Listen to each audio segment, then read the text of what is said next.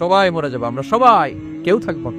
কিয়ামতের সময় আল্লাহ তাআলা মালাকুল মাউতকে বলবেন সবার রূহ কবজ করে ফেলো, সবার, কেউ থাকবে না। আল্লাহ মালাকুল মাউতকে বলবেন, মালাকুল মাউত কি অবস্থা? বলবে সব শেষ। মাইয়াবকা, কে বাকি? মালাকুল মাউত বলবে জিনেরা বাকি, যাদেরকে দেখা যায় না। আল্লাহ বলবেন জিনদেরকেও শেষ করে ফেলো। মালাকুল মাউত আজরাইল জিনদের রূহ কবজ করবে। আল্লাহ এবার জিজ্ঞেস করবে, ইয়া মালাকাল মাউত, এবার বলো আর কে বাকি? এবার বাকি ইবলিস শয়তান, ইবলিসরেও শেষ করো, ইবলিসও শেষ। আল্লাহ আবার জিজ্ঞেস করবেন, ইয়া মালাকাল মাউতি মাইয়াবকা, আর কে বেঁচে আছে বলো? মালাকুল মাউত বলবে, আল্লাহ আপনার কথা মতো ধরে ধরে সব শেষ, ফেরেশতাও শেষ, চারজন ছাড়া। আল্লাহ বলবে, যাও ইযহাব ইনসালিক ইলা জিবরিল, জিবরাইলের রূহ কবজ করো। ওই তিন ফেরেশতাও শেষ। আল্লাহ বলবেন, কেউ নাই? মালাকুল মাউত বলবে, না আল্লাহ কেউ নাই।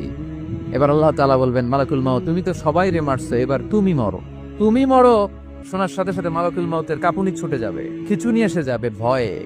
রব্বুল আলামিন বলবেন, মালাকুল মাউত কেঁদো না, এটাই দুনিয়ার বিধান, আমি আল্লাহর দেয়া বিধান, এটাই জন্মালেই মরতে হয়। যাও, জান্নাত জাহান্নামের মাঝখানে একটা জায়গা আছে, জায়গাটার নাম হলো আরাফ। এই আরাফের মধ্যখানে যে দাঁড়াও, ওখানে যে মালাকুল মাউত কাঁপতে থাকবে। মালাকুল মাউত বলবে, আল্লাহ সৃষ্টির শুরুতে যদি জানতাম সবাইকে মৃত্যু দান করার পরে, রূহ কবজ করার পরে আমাকেও মরতে হবে, তাহলে এই কঠিন দায়িত্বের ব্যাপারে আপনার কাছে ক্ষমা চাইতাম।